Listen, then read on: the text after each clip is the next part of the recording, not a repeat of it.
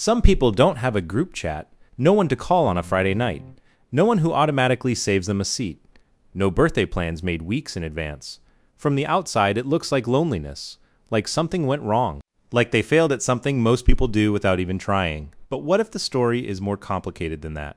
The first thing psychology tells us about people who have no friends is this: it rarely starts with who they are, it starts with what they experienced. Research on social development shows that early environments shape how safe connection feels to us.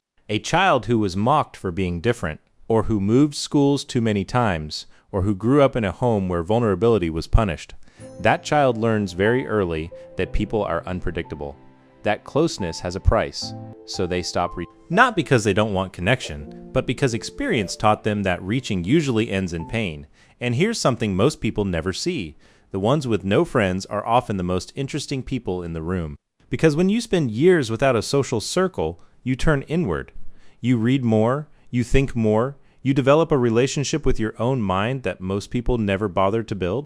Neuroscientists studying solitary individuals have found higher activity in the default mode network, the part of the brain responsible for deep thinking, imagination, and self-reflection. The same network active in highly creative people. The quiet ones who sit alone aren't empty. They're full, just not in ways that are immediately visible. But there is a cost, and it's real. Prolonged social isolation doesn't just feel bad, it physically affects the brain. Studies show that chronic loneliness raises cortisol levels, disrupts sleep, and over time begins to affect memory and focus. The brain is wired for connection, not because connection is nice to have, but because for thousands of years, being alone meant danger. Being part of a group meant survival. So when that connection is absent, the brain doesn't just feel sad. It goes into a quiet state of alert, always waiting for a threat that never fully arrives, always slightly on edge.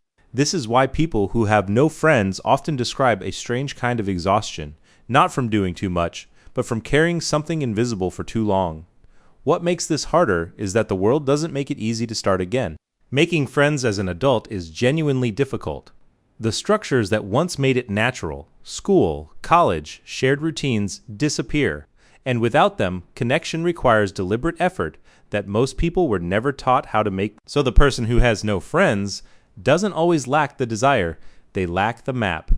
They stand at the edge of a room full of people and don't know the first move, and every year that passes, the distance feels wider, and the idea of crossing it feels more impossible.